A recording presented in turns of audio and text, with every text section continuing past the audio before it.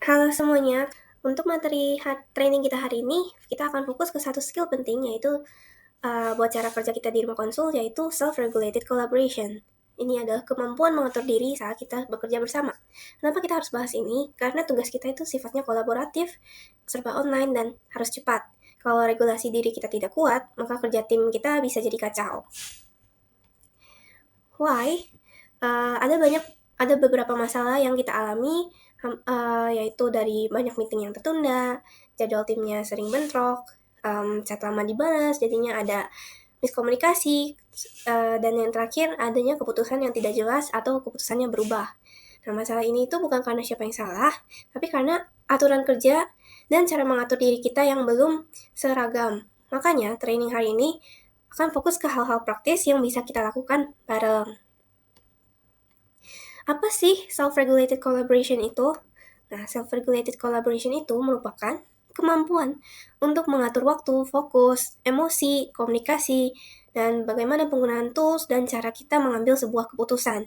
Jadi ini tuh bukan cuma kerja bareng-bareng, tapi kerja bersama-sama dengan teratur dan bisa diprediksi. Nah, ini yang bisa bikin tim kita jadi mengerjakan banyak project tanpa adanya chaos atau dramanya jadi berkurang. Nah, di sini menurut Zimmerman ada beberapa komponen regulasi diri. Yang pertama itu ada forethought, yaitu kemampuan untuk merencanakan, termasuk jelas jadwal kapan masuk kerja, kapan bisa available, apa sih prioritas yang harus dilakukan untuk hari ini. Yang kedua itu ada performance, yaitu cara menjalankan rencananya. Di sini itu yang termasuk kecepatan respon, cara memanajemen waktu, dan konsistensi dalam menjalaninya. Dan yang ketiga ada self-reflection atau evaluasi. Nah, setelah kerja, kita bisa lihat apa sih yang kurang.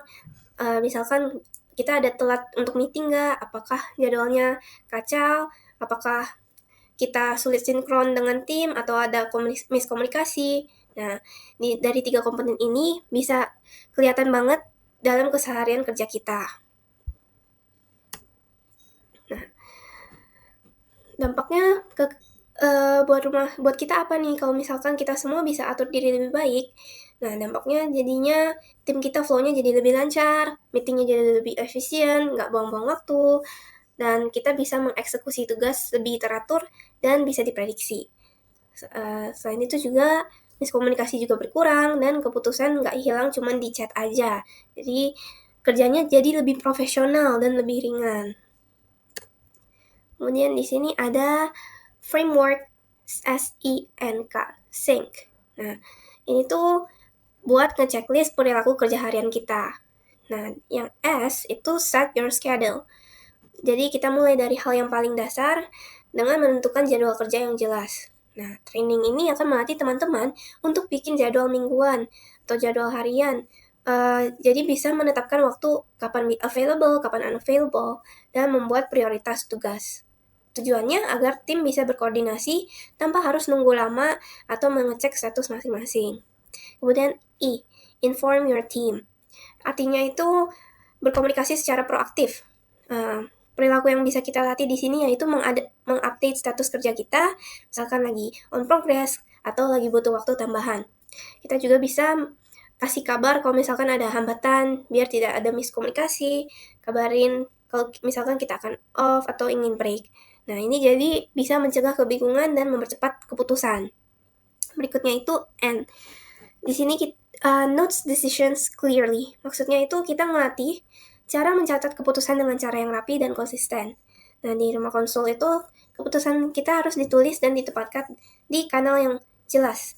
Dengan adanya ini, jadi nggak akan ada lagi keputusan penting seperti hilang-hilangan di chat.